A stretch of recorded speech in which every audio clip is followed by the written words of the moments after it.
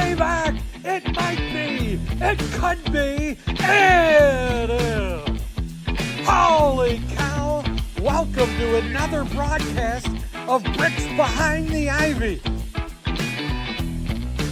Hey, Cub fans, welcome to another episode of Bricks Behind the Ivy. Thank you so much to our awesome sponsors, Wrigleyville Sports, the best sports store in Wrigleyville, and YAGGY Road Roasting Company, based in Valpo, Indiana, serving cups of coffee just as special as the moments you drink them in. Hello, welcome to Bricks Behind the Ivy. Hey, Brickheads! Welcome to Bricks Behind the Ivy, the podcast built brick by brick for Cub fans by Cub fans. I am Jeff CandidCubs Vergauskas, lifelong Northsider with blue blood in my veins, an old style in hand, and a front row seat to every W flag moment and soul-crushing sweep. Whether the Cubs are steamrolling the NL Central, hopefully this week they do that, or inventing new ways to break our hearts, we'll be here each week to break it all down with stats, stories, and a heavy dose of Cub fan reality. And joining to me today is not just co-host extraordinaire, but mini-me co-host extraordinaire, Mr. Nick Erickson and Pat Erickson. What's up? What's going on? Not Happy much. Father's Day out there. I know we're going to be posting this tomorrow, but I think we deserve a week. Yeah, I think so too. We've gone through a lot. Everyone, all of us dads, and yeah, why not? I think we should get a week. I'm not gonna tell my wife to listen to this episode. No. I'll safely say a week when I know she's not hearing it. But And I figure I'd take a week, but he's probably over here going, yeah, I've dealt with 21 years of lots of Tylenol. That's all right, Pop. Every week. Well, I think I heard recently there was lots of Tylenol involved in our recent 21-year-old's weekend. Yeah, not my proudest moment, but I think it's a rite of passage, especially being the offspring of Pat Erickson here. So, Does that come with at least a sort of decent Harry Carey impersonation, or is that skip a generation? you know what? I haven't really tried. I'm gonna have to definitely practice that. I know that all of my friends, it's a thing. Everybody loves his impression. I'm pretty sure there's been inquiries about you doing people's voicemails too. Oh, yeah. Now, I do know when I used to rock him to sleep, I used to do the Harry Carey thing or whatever we were playing, and he would laugh butt off when he was a baby. So maybe it'll sink in one of these days. Who knows? That's why he's going to be the broadcaster, and I'm just going to ride his coattails. That's all. There you go. Yeah, exactly. Yeah. I want a piece of those coattails too, as I'm playing amateur broadcaster in my basement here in the south suburbs, thinking that we're hot stuff. But speaking of hot stuff, the Cubs continue to play super well. 3 out of 4 versus Pittsburgh, some nice home cooking, and a happy Father's Day for everyone with an Ian Happ walk-off hit. It was a double dad joke, which is the perfect way to have a Father's Day win. It's Hap Daddy is what Theo Epstein used to call him. So Daddy for Father's Day, and then you can put Hap in front of Happy for Happy Father's Day. So the dad joke premier writer over here. That's my dream, was a double dad joke Cub win on Father's Day. Trademark that. I put some on that thing, and we can make some coin off of that. Why not? I'm sure Obvious Shirts is already on it. We're if we thought of it, he thought of it. Oh, yeah. Joe, if you're watching, just give us just a taste, buddy. Come on. Exactly. So before we get rolling, make sure you are hitting that subscribe button and leaving a review on your favorite podcast app. It helps Brickheads find the show. And also, we still have our contest going on. If you are reviewing the podcast and leaving your email on Apple, then we will find you and putting hashtag Brickhead. And if you are commenting on that Instagram post, which I'll put a link in the description of this podcast, and doing all the other things it says, in the Instagram post to do, you enter your chance to win a custom Cubs jersey from Wrigleyville Sports. Plus, we're giving away a pair of Cub tickets as well. And then 10 lucky winners are getting a Bricks Behind the Ivy t-shirt. So make sure you are doing that. But subscribe to our YouTube channel, The Bleacher Bunch, the home of Cubs PS Plus, with Mike Waller, Sun Ranto with Danny Rocket, Cup of Cubby Blue with Sarah Sanchez, The Bleacher Bunch Show featuring all of us at different times, and Baseball Rabbit Hole with Michael Cotton. So subscribe today. I think you'd look good walking around Georgia's campus with a little BBTI swag. Gotta represent, right? There you go. Yeah, we got to hit that. Why the heck you not? know, before it used to be TBS and WGN Superstation that got us into Georgia, but maybe it's going to be Bricks Behind the Ivy that grabs the Cub fans' hearts out buddy. there. We're gonna infect Athens like the plague, pal. we got to help Tom break even, so we got to get you some swag. Yeah, right. That's what we got to. Yeah, okay. Exactly. Well, we'll get closer to even than we've ever been if we can invade Georgia with Bricks Behind the Ivy. So, guys, what did you think of this week in Cubs baseball? Anything stick out to you, or what are your thoughts on the team thus far? Go ahead, pal. Well, I think one thing that's definitely evident is that the starting pitching, to me, is still not there. I think they're missing that key piece, and we might see a thing at the deadline. I know there's continuous articles coming out from MLB.com about speculations about, who could we be going at over the next couple of weeks before the deadline. But I really think that we are missing a starter, and Imanaga will be coming back. I think they said that he's moving up to the AAA level today, which we'll talk about here in a bit. But I think that having one more key starter to kind of replace at that bottom end of the rotation and a closer is probably evident. But I think this week, the starting pitching did okay. Philadelphia's a tough team. They've been playing really well lately, and got roughed up a little bit, but I think that we challenged them a little bit, which was always good. And then taking 3 out of 4 in the division series is huge. And I think our starting pitching did great over that series. So, that's what I got. Yeah, and I mean, I couldn't agree with you more. We do need one more piece. And I know I've heard a couple articles, and I always reference the score. They had, they've been having Jed Hoyer and everybody else on. They're talking about they're still looking for that one piece that's going to solidify them. Hanavi said today that possibly a return end of June, ? So that's obviously going to help. But, we just need to nail that down. The only thing that concerns me, and it was a pretty good week overall record-wise, what's concerning me is I hope to God we're not starting to see the June swoon when it comes to those bats. They're not coming through in the clutch. And honestly, that almost happened today. If it wasn't for Happer's flare, but I mean, the bats have got to wake up. I mean, we've been spoiled. I mean, let's be honest. We've been spoiled in April and May of how good they were hitting consistently and putting up a ton of runs on the board. And so we were spoiled by that. So we are going to have times like this. And thank goodness we've had the pitching that's kind of solidified that past the, I guess, quote unquote slump. But I think what we need to do is, get the bats going and maybe get another arm and just keep forging ahead. Jeff, what do you think? Yeah, I'm kind of in the same boat. In the month of June so far, they're hitting 227 as a team with a 278 on base, 383. They've been well above average as a group the other 3 months of the year. I mean, we can count March. There weren't many games, but 783 OPS in March, 794 in April, 771 in May, 661 here. So, and really it looks like the key is walks. They're not taking their walks like they used to. I don't know if there's been a shift in some of these hitters. There were some really hot starts. PCA is not a walk guy. Ian Happ has been slumping, who is a big walk guy.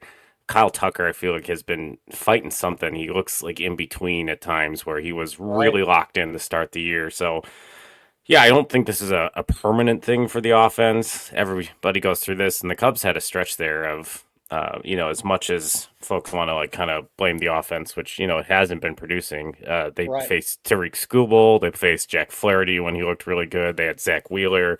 Like, baseballs, there's a whole component of it's when you play them, not how they're doing. And that's the Cubs have really seen a lot of aces more than they have in lots of the stretches. So I think they need like a confidence stretch, and they're really not going to get it anytime soon with the Brewers and the Cardinals on the docket in the next few days. But I think the starting rotation, and that's what we're going to talk about. It's going to be our main topic today. Of once Imanaga comes back, who gets the boot, who's getting knocked out of the rotation. But before we do that, we do have our Wrigleyville Sports player and hitter of the week, or pitcher and hitter of the week. And Wrigleyville Sports is a Cubs souvenir and memorabilia store right across from Wrigley Field, open since 1990. They are the best store in Wrigleyville because we said so. And, I put this on Twitter the other day. When you see those Rally House ads when you're watching the game on Marquee. Just remember the little guy. Yeah. Rally House sucks. Like, no free ads, but don't go to Rally House. Go to Wrigleyville Sports. You know, I'm going to hit them pretty hard because they supported us before we had all of you lovely brickheads. There's other sports stores I'm not going to name out of respect for Wrigleyville Sports that I still would prefer you shop at over Rally House. Support the little guy. Small businesses like Bricks Behind the Ivy make everything better. But absolutely. Do we want to start with the pitcher or the hitter? Yep, your pick, pal. Flip a coin, do whatever you want. All right, Mr. Nicholas, how about you? Who do you got for, I believe you have the pitcher of the week. I do. And you know what? I'm going to give it to Jameson Taillon. And it's, there you go. He's been on a roll lately, and it continued into this game versus the Pirates this week. He went 6 and 1/3 innings, 4 hits, 2 earned runs, and 7 strikeouts, improving to a 7-3 record, 3.48 ERA, and a sub-1 WHIP. Look, this guy is racking up the strikeouts as of late, and he's stringing together a lot of great outings, and especially versus a Pirates team that just swept the Phillies last week, I believe. Wow. They still have got some great offensive pieces, and I think a lot of people undermined the talent in Pittsburgh's roster. Now, of course, I think their starting pitching and their bullpen is what's getting them into a little bit of trouble. But they still got a great team, and J-Mo didn't look like he had any trouble retiring them. I mean, seven strikeouts, tying for one of, I think, his best outings. Quality start. Yeah, his 6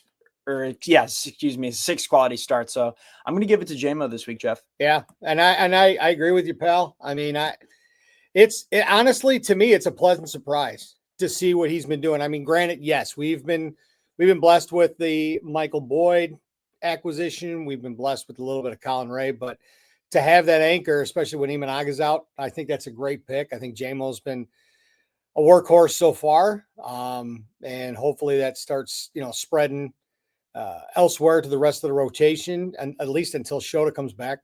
But yeah, I honestly, I think a great pick. Jeff, what do you think? Yeah, I think it's excellent. Jameson Taillon. It's interesting because, there's part of me, and, I'm going to throw myself under the bus. And Pat, I think you might have been on the same page when we were talking last year. There's some interest in Taillon being dealt at the deadline. Yeah. You and I talked about that. And I believe we were both kind of for it because of potentially how highly valued pitching was. And this team would be lost without him. Absolutely lost. He has not gotten a ton of credit. Yeah, the home run ball is still a problem. But it's really interesting what the Cubs have done with him, and we're going to have our first Bricks Behind the Ivy nerd alert moment of the episode. Here we go. Hold on. I wasn't ready, but nerd alert. Nerd alert. There it is. But the changeup is huge. The usage has been going up each month as he's got more confident in this pitch and has made his repertoire significantly better. Lance Brzezowski has talked about this a lot too, that the Cubs have been one of the only organizations that's shifting towards four-seam fastball usage where everybody else is still teaching spin. And I think it has a lot to do with the type of pitchers they have. So Matthew Boyd and Jameson Taillon have good fastballs that they can locate. So why add spin when these guys are going to lose what they're good at, and that's placing a fastball in the zone to get a strike? So yes, that pitch is technically easier to hit, but if you're sequencing it right, it's a better pitch for them, where other guys who might have better stuff and can't control it, you want to get more spin so that when it's in the zone, it's hard to hit. So, but this changeup went from a 7.5% usage rate to start the year in April, and he's all the way up to nearly 20%, 18.7%. And it's now he uses that as a strike 3 pitch 27% of the time versus 0% of the time at the beginning of the year. And he has a 45% whiff rate in June on that pitch. That is such a story. And the expected slug and expected batting average on this thing, 195 expected batting average and 227 expected slug. That has become the best pitch he has, and this is a guy that has a plus curveball. It's awesome. It's so awesome. And if it ain't broke, don't fix it. If it works, keep doing it. I know even Coom was even talking about it on the broadcast about how nasty that pitch was. And I mean, if it works, by golly, keep doing it. And I mean, if it's getting the job done and getting effective. And not only that, but he's been doing a lot of these pitches, and he's been taking himself deeper into the outing. So that's really saving some of our bullpen arms because, I mean, let's be brutally honest. And Jeff, you and I have talked about this, I don't know how many times. Bullpen is like the ebbs and flows of a tide of an ocean. You never know if it's going to be rough, if it's going to be good. So for him to be able to have that pitch, to work that pitch, to make him get out of innings with a fewer pitch count and go deeper into an outing, that's only going to save our arms, and it's only going to improve the entire structure of the ball club. Oh, agreed. And like it helps all his other pitches, like his curveball on run value. Last year, because he was only like kind of an exclusively a cutter guy, like he had a 15 value cutter, which is outstanding. And this year he hasn't had to use the cutter as much, but his curveball is back to being a positive run value pitch because it has a similar release point of the changeup. So this is such a huge development. Like it really kind of pushes him up the rotation. If you were to have like the 1, 2, 3 like potential order in a rotation, like I would trust Jameson Taillon as a 3 starter at minimum in the playoffs. Like if they were to start today, like that's how good he's pitched this year for the Cubs. You know, and one thing I definitely do want to point out is that we're moving towards a generation where velocity is the only thing that people are really caring about. Yes. I mean, you're seeing all of these young guys that are coming up are, you know, they're throwing 102, 103.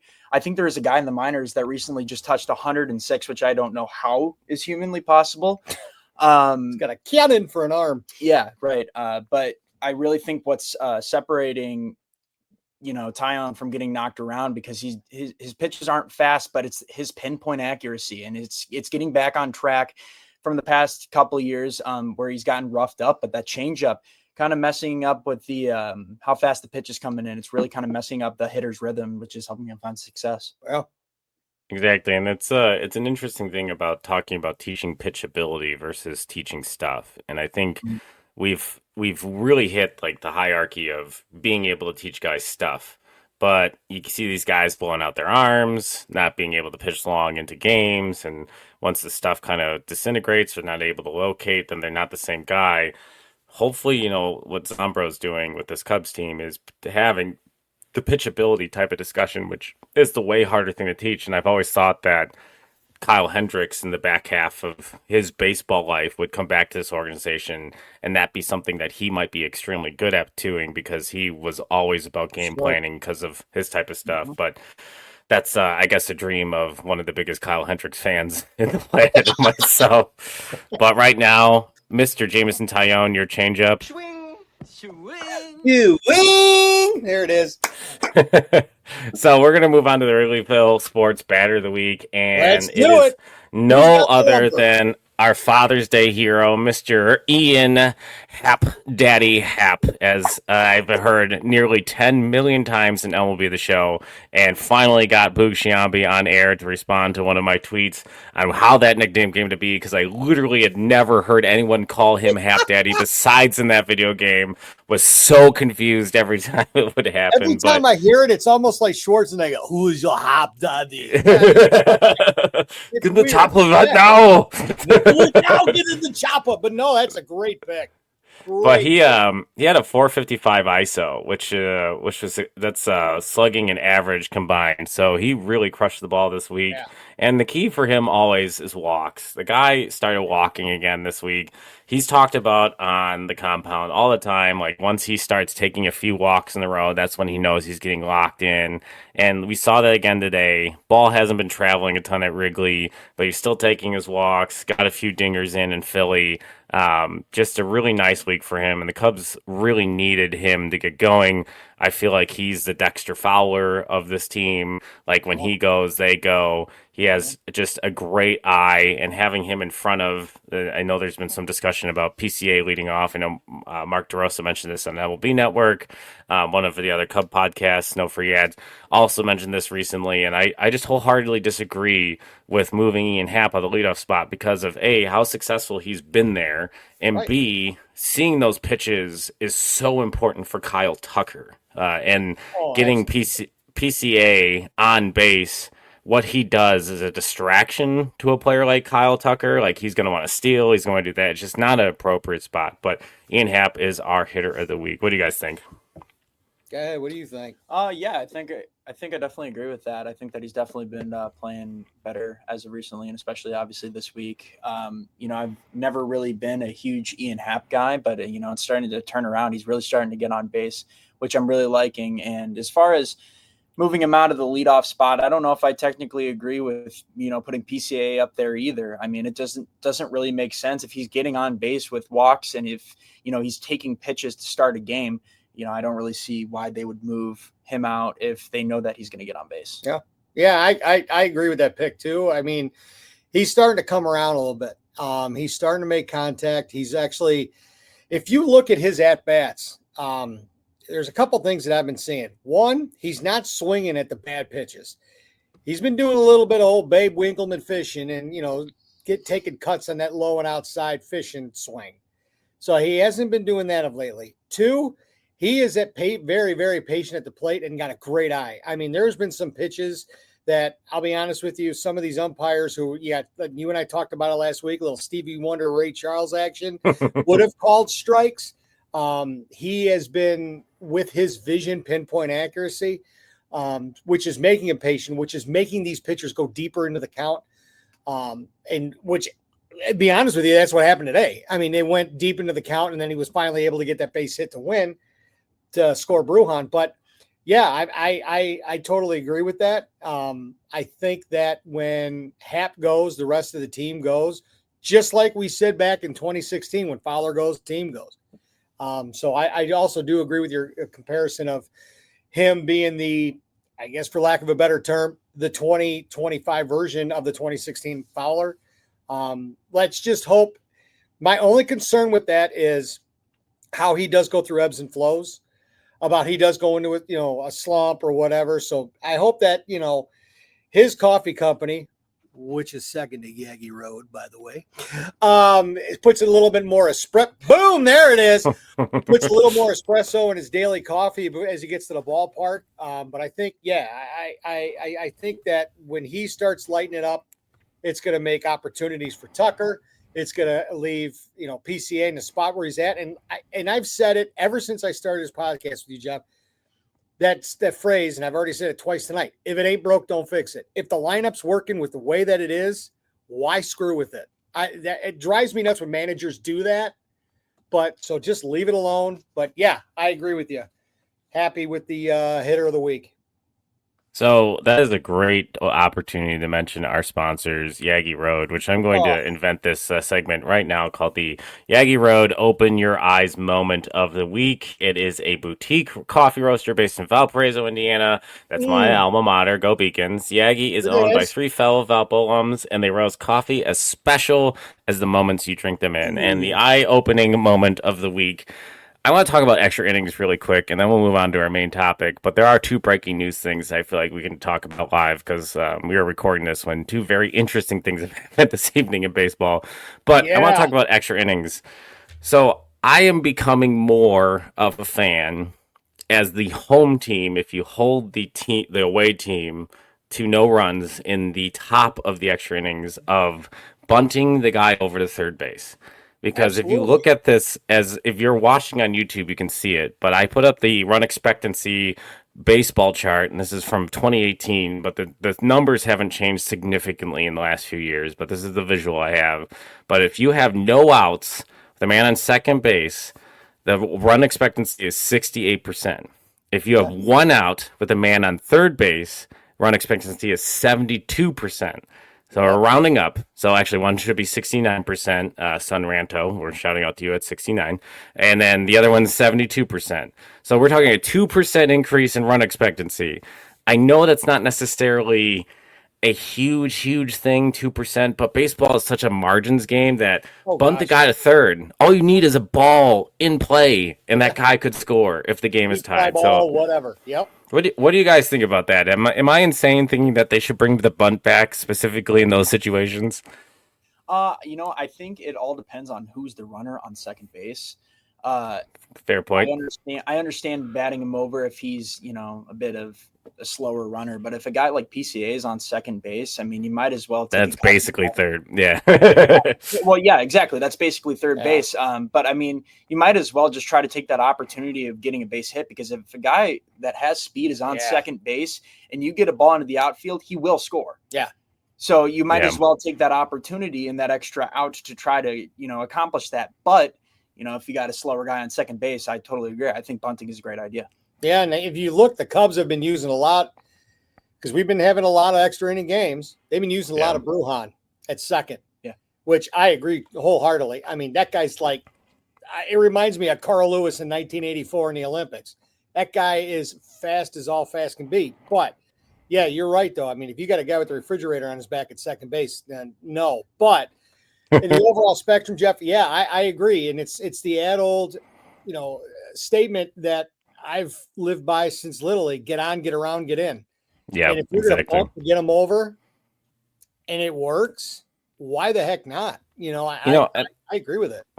Personally, I'm a little shocked, in all honesty, just how little Craig Counsell has done it, because I've always felt that he was kind of like the little guy's manager, and he's always had to do unique things with the Brewers, and not seeing him do it has been more surprising to me than people complaining about how often he bunts. Like, I feel like people would be very frustrated if he was bunting, but to me, this feels like such a front office analytics minded type of situation.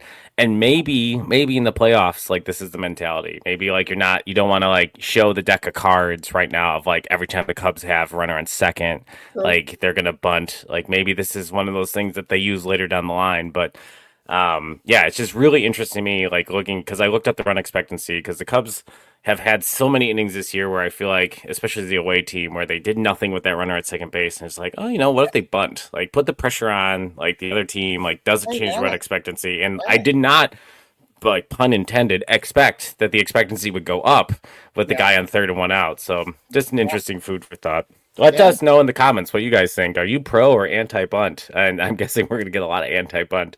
But if you put hashtag Brickhead under that comment, then you're entered in the contest. So win-win. I think we're going to have a little bit of Pat, Nick. You guys are idiots. I don't agree with it. Yeah, you can yell at me about bunting and enter the win a Cubs jersey. It's a win-win scenario. Yeah. You can make fun of me and get a jersey? Come on, it's a win-win. All right, we're going to move on to two breaking news topics real quick. I'm going to call them Cubs adjacent. ESPN just announced that Shohei Ohtani is starting the game tomorrow as the starting pitcher. So Shohei Ohtani is back as a rotation arm for the Dodgers, who are hungry for pitchers. They have 14 pitchers on the injured list. But what do you think? How does this change your feeling, even with all those injuries of the Dodgers and Shohei Ohtani coming back to rotation? I mean, I think we need to see him pitch, but I mean, the guy is not going to come back if he wasn't ready. He's that type of player. I feel like he's going to come out nasty. And this, to me, and they're playing the Padres. So what an awesome Monday night game that I'm probably going to tune into now. Shohei back on the mound, playing the Padres in a weirdly tight AL and a West race. What do you guys feel about that? How do you think about Shohei Ohtani coming back to pitching? I can't really say anything about it until I see what he's got. I'm going to assess kind of what it looks like tomorrow. Is this stuff there? I will give him a little bit of, a grace period because it's his first start back, but it's always a coin toss with these Tommy John surgery, people coming back in. I mean, sometimes they have it, sometimes they don't. And, Ohtani is such a talented player that I don't think the Dodgers are going to try to overplay him. So I don't know how much they're going to pitch him versus, having him in the DH, because I mean, if they're having him play every day, whether it's pitching or DH, they're going to have to break him at some point. Right. So, we'll see what he has tomorrow. I'm not going to jump to any conclusions. I don't really necessarily think anything of it right now. But obviously he could absolutely shove tomorrow, and my mind is just completely changed. But Dodgers are definitely in need of some pitching help right now. Yeah. So I think that's definitely a bonus for him. Mm-hmm. And I also think that, it's also good for baseball's publicity too, because he's the center of baseball. Yeah. And I mean, I don't think that Dodger Nation would risk getting him back too early. I know he's been doing a lot of rehab. He's been doing some rehab tosses, etc. Now, and I'm probably going to get a lot of negative comments from Dodger Nation, especially my old college roommate Doug Cirillo, by saying what I'm about to say. But if he goes out and gets shelled, then that means, and he keeps getting shelled, and that means a certain gentleman by the name of P. Crow Armstrong will sneak by him for the lead in the MVP race. Not saying, just saying. But I don't think that Dodger Nation's going to rush anything. Even though the fact that they've got, it's like a mash unit over there and everybody seems hurt on their rotation. They're still hanging around. They're still going to hang around. They're going to hang around all season. So it's like, why rush them? So they must behind the scenes like what they see. I'm kind of with Nick. Great minds think alike. I'm glad I couldn't say I passed it on to him. It's his mom. But anyway, that's my kids too. Yeah. Oh gosh. Yeah. But yeah, I honestly think that, we'll wait and see. Proof is in the pudding, as my grandfather used to say, and we'll see how he does. I wholeheartedly think he's going to do a pretty decent job. Might be rusty in the beginning, but it's Ohtani, and no matter what he does, that's the thing with him. He can go out, give up 2 runs in an inning at the top of the inning, and then come in and hit a 3-run homer and just fixed his own mistake. Yeah, that's fair. He's a unicorn. Used to do that, yeah, exactly. Yeah, so he's a unicorn. I think it's interesting he's not coming from a rehab start or anything. He's just going in, and maybe this is a lot to do with absolutely need for the Dodgers right now. Whatever he can give them is better than some of the other options they have, and instead of having him do a rehab start, they'll have him throw his inning in the majors. Or he is more ready than we know. And I think that'll be an interesting question. We'll find out tomorrow because I just don't see Shohei Ohtani as someone who's going to go out there and gamble if he doesn't think he has his best stuff. But I also can see, this feels like a wishy-washy answer, but I could see the Dodgers are in such need of pitchers anyway that a body and then doing a bullpen game is a better situation than the option of whoever they were going to have start potentially anyway. So we'll see what happens. All right, I do want to touch really quickly on this other big baseball news also in the NL West. Rafael Devers traded from the Boston Red Sox tonight to the San Francisco Giants for Jordan Hicks, old Cardinals nemesis, and tried to convert starter back to bullpen, really expensive bullpen piece now, and Kyle Harrison and 2 other prospects. Giants are taking on the entire rest of the 8-year contract, about $29.5 million. Really weird. There is some news out there saying that the Red Sox didn't shop him. They went straight to San Francisco and didn't budge. So this, people were comparing it to Luka Doncic, and I was like, that's kind of weird. I guess it's a very major shit, but the not shopping him thing, just with Luka Doncic, it is really bizarre now. Now I'm just waiting for the ping pong ball to fall to the Giants, the first round pick next year. So that's a complete parallel. But yeah, I guess my first question for the two of you, and I'll respond as well, is would you have wanted the Cubs in on the conversation on this if it was possible? And the second question is, do you think this elevates a pretty solid Giants squad enough that the Cubs should be concerned about them as a team that they could compete against in the playoffs? Now, about 2 months ago, I'd have been upset. Yeah, but I've been seeing that kid that they just called up, Mr. Matthew Shaw. Shaw some sauce. As I like to call for my former favorite Blackhawk, Shawzy. The plays that he has been making, sweet mother of pearl, it has been looking awesome. The bare hand throw that he had yesterday and everything, he's been doing really good. And I think because if you remember months ago, even into the preseason, he was rumored to be coming here via trade, via free agent, via whatever. So the fact it's been connected to the Cubs for a long time because of the front office groups 100%. Had recruited him originally in Boston that. Absolutely. And now the fact that, but I think that, we've solidified the defense in the infield and Shaw's bat's now starting to turn around. I think that I'm not upset by it at all. I'm actually relieved that he's not going to an NL Central team. Yeah, that's We're still fair. going to have to see him when we play San Francisco, but I'm kind of, relieved that he's not there. But yeah, I'm not upset at all, buddy. What do you think? I'm a little upset. And what? I am a little upset, and I don't know if I fully agree with you on the Matt Shaw thing. What? Come on now. Matt Shaw's got a lot of room to improve, and I think that his ceiling is high. And there's always going to be that buffer zone where you start in the majors, and it might take a while for you to get going. We saw that with PCA when he first came up. True story. No, I got it. Now look where he's gone. But I mean, in the past couple games, he's literally gone 0 for 13. So I really don't think his bat's there. And that's not to say his defense is great. I think he could be a future Gold Glove candidate, no problem at all. He's been making it look easy at third base. But I also don't think that the Giants are paying him for defense. I think they're definitely paying him for his bat. I mean, he's been hot recently. And there's been a lot of rumors kind of swirling around with him in Boston that their relationship has not been great lately.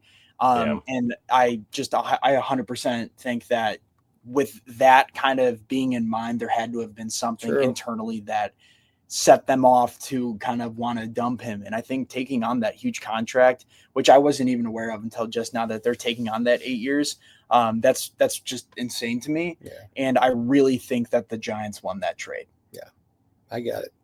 Yeah, and like the Giants have been circling the big free agents for years and haven't been getting anyone to land on. Like they got Arson Judge from as John Heyman's famous tweet, or no, that was Nightingale, I think. And then they were trying to get Carlos Correa, and he failed the medicals, like that whole thing. Mm-hmm. So like they've needed a star. They've been willing to spend money.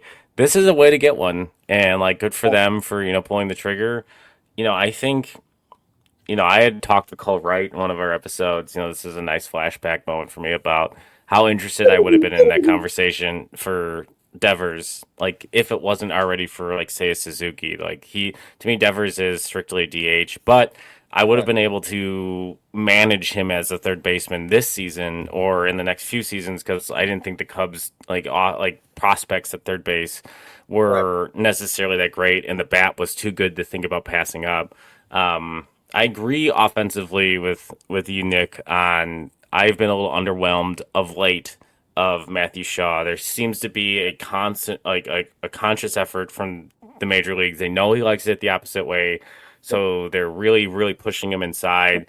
And I think he's still sitting to look opposite field early in the approach. And then when he is getting those inside pitches, he's crushing them foul. And that, at some point, I think that turns... Craig Counsell apparently has a reputation. This was something I read on Marquee and something they've talked about in North Side territory with Sahadev Sharma and Patrick Mooney. He thinks that if you can pick it defensively, if you bring it every day defensively, that he can overlook offensive struggles of young players. So Matt Shaw's got the reins. The question will be is what can he take enough strides offensively, adjust to what the league's doing to him, in which they don't address it in a specific way by a trade deadline.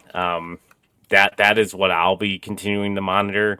I think he's been, serviceable as a player. The defensive value has increased significantly in the last few weeks. He has looked like a completely different player over there. I follow this guy called TJ Stats. His name's Thomas Nestico. He does a lot of statistic graphics for baseball. If you're not following him, he's on Twitter as @TJ Stats, and he had a graphic up, from June 13th about defensive run saved leaders at third base, and Matt Shaw's 7th at +4, and that's with significantly less reps than every player on that list. So he really has done the work. To be a solid defensive third baseman, I need more from the bat. I really do. And especially when this offense has been struggling. Carson Kelly's been struggling. Some of the guys that really floated the bottom of the lineup, like Miguel Amaya has been hurt. I think those pieces were helping the Cubs more than we realize. It's been frustrating when the offense, Dansby and them cool down, and Ian Happ cool down, and Kyle Tucker hasn't been otherworldly, and Seiya Suzuki is really good in some situations and then weirdly awful in the same situation from at bat to at bat. So, yeah, I really need more out of Matt Shaw. And I think, given what they gave up for Devers, to me, it feels like that would be giving up, maybe Taillon, Jordan Wicks, and 2 ancillary not great prospects. And you get one of the top bats in the game for this lineup, and then you're talking about the middle of the order. That's Kyle Tucker, Seiya Suzuki, Rafael Devers. Like that puts you in the upper echelon. And Devers is only 28. You don't have Tucker locked up. This guy would be locked up at a rate that would be in the Ricketts ballpark of under 30 million instead of the 40 million a year we're going to see for Tucker. So there's a lot of things that. Obviously, I've thought about this a lot in the 2 hours this news has been out. So it's well, and that's why I have a podcast, because otherwise I'd be up all night thinking this to myself. I mean, and maybe I'm just being optimistic about it too. And, I've been doing this. Hey, that's Sean Chapin's thing, optimistic Cubs fan. You stay in your lane, sir. What I'm hoping is the other reason why, excuse me, that they didn't do it is because, and again, I might be in the land of sunshine and lollipops, but the reason why that they didn't do it is they're putting all their eggs in another starter basket at the free agent deadline. Yeah, no, that's what they need more than anything. And that's what I'm hoping. And hey, Jed, Tommy, if you're watching, because I know you guys watch BBTI. Of course they do. You They're guys huge need fans. to get a picture, but yeah, and that's what I'm kind of hoping that they're doing. It's funny you're talking about all these acquisitions, because all I got is one message, especially for my buddy Keith, up a little bit north of 994. Hey guys in Brewer Nation, have fun with Andy Vaughn. Sweet mother of pearl, did you get snowed? But yeah, what a weird trade. Like I said, that's what I'm hoping that the Cubbies are doing. Is they're just putting all their eggs in the starting pitching basket and hoping that lineup 1 to 9 that we saw in the month of April, and I'd say a good 3 weeks of the month of May comes back, and I think it will, as long as we don't have the historical June swoon that I've been dealing with since '82 going to the ballpark. But yes, they're still 8-6 this month, so like right, they're doing fine. Even the 16 team, like, and part of June. Month. Yeah, there was a part of June into July for the 16 team. They went 5-15. So, like, it's going to happen. Every team, it happens. Like, 100%. But, yeah. If you look, though, at the beginning as far as with April and the beginning and about half of May to now, we're 8-6. We're doing good. But these games are getting a lot tighter. A lot of extra inning games, a lot of squeakers, a lot of nail biter. And again, that's going to happen. In a 162-game season, that's going to happen. But that's why I think that they needed to start solidifying some of the holes that they've got. And you and I have been talking about for weeks. And, hopefully that they go ahead and they get the job done. Oh, this is a perfect transition to our next topic and our big topic of the day. So May the 4th. May the 4th be with you. Big holiday in this house as a huge Star Wars nerd. Another. But ultimately, that's when Shota Imanaga went down with the hamstring injury. So we've been over a month without Shota, which is, reasonable given the type of injury. Maybe the Cubs are being cautious. Who knows, but they need him so badly. I don't care if they're being cautious, because if they're going to do something this year and, move into October in a meaningful way, like, they need Shota Imanaga healthy. Yeah. But since then, Colin Ray has been pushed into the rotation. The Cubs called up Cade Horton and, Ben Brown, who has had, kind of a wishy-washy, stretch. He's been either really, really good or really, really bad. And it's really been frustrating, I think, for a lot of Cubs fans.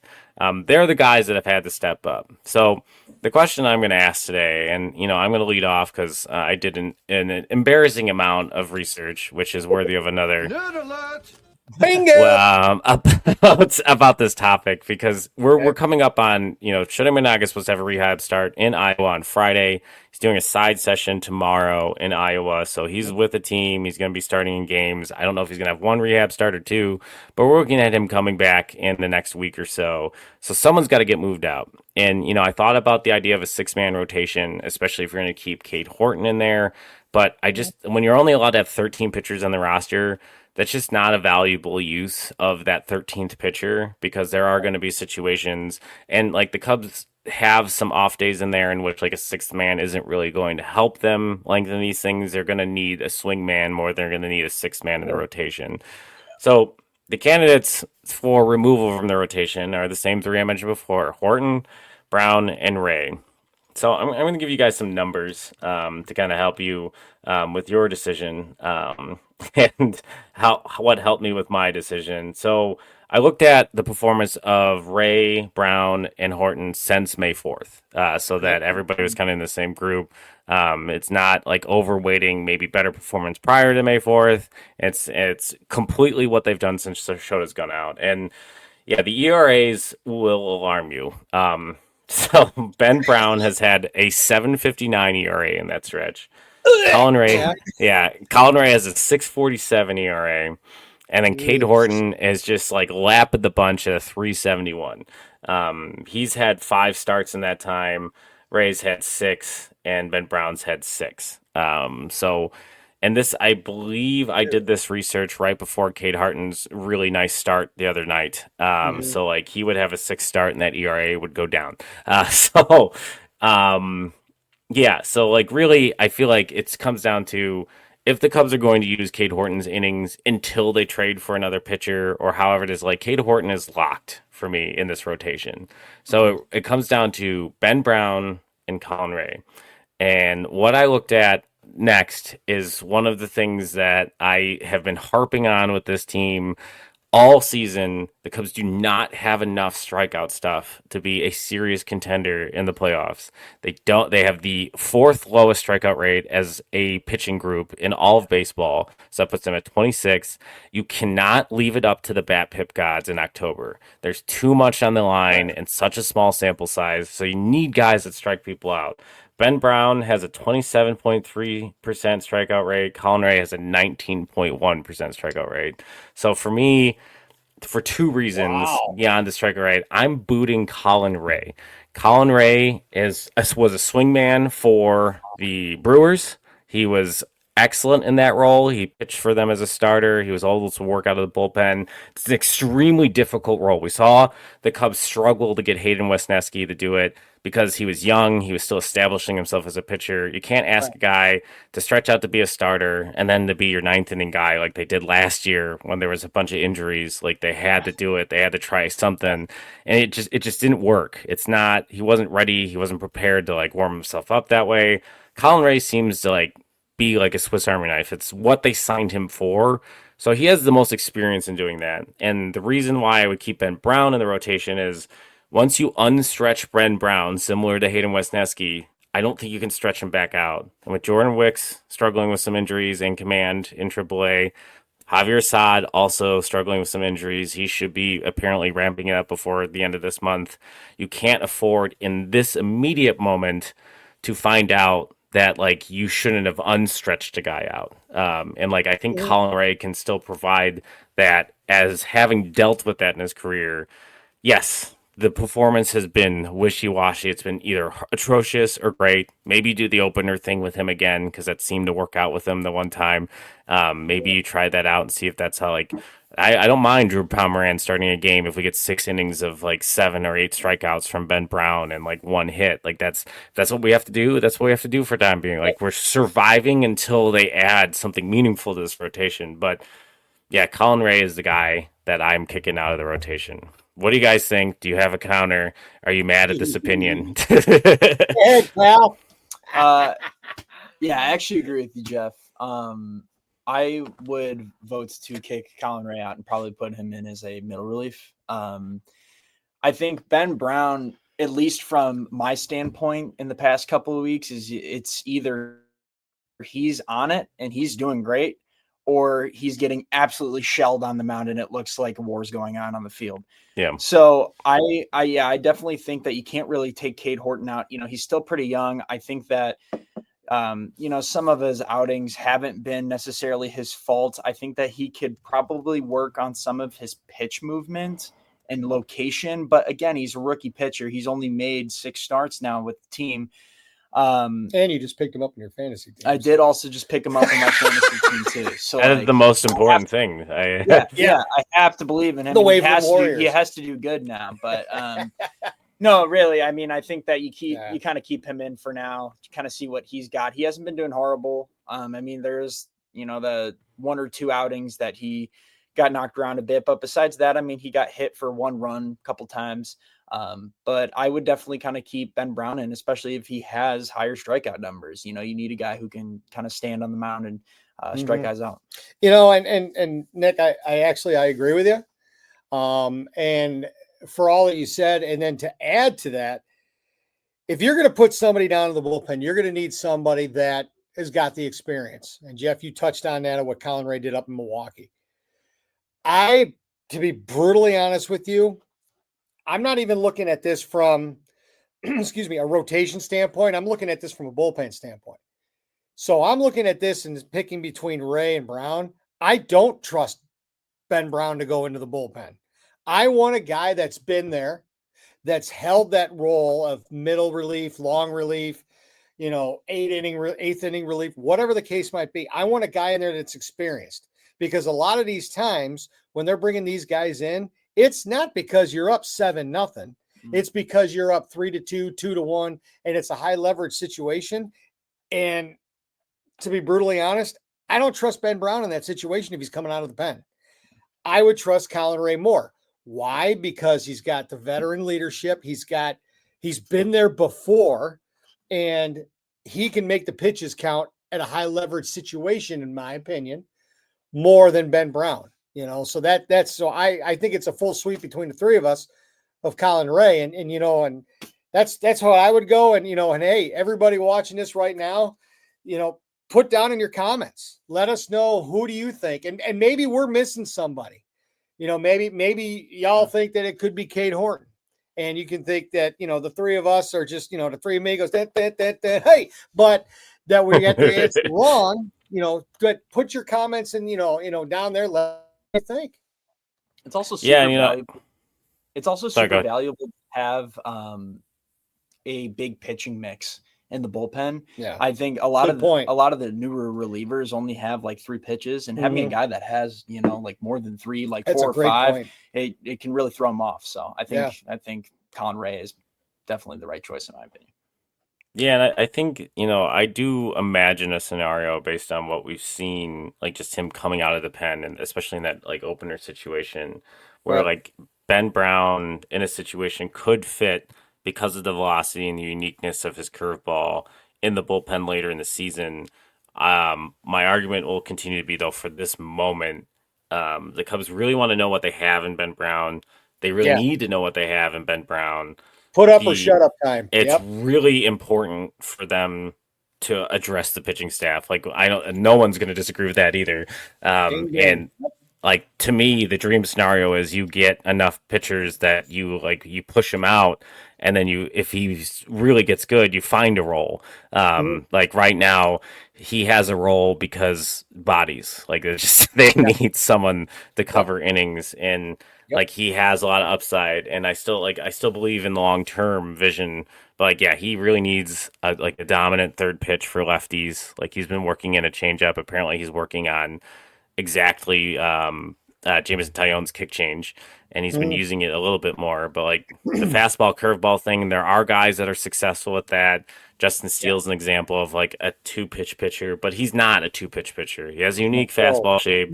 He manipulates his finger location on that to make it cut a little bit and sometimes be a little straight. And he does the same thing with his curveball slider.